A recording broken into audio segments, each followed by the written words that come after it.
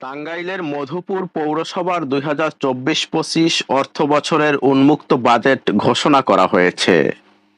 রোববার দুপুরে পৌর ভবনের সভাকক্ষে মেয়র আলহাজ মোহাম্মদ সিদ্দিক হোসেন খান ১২৬,৬৯,৯৯৫ টাকার এ বাজেট ঘোষণা করেন।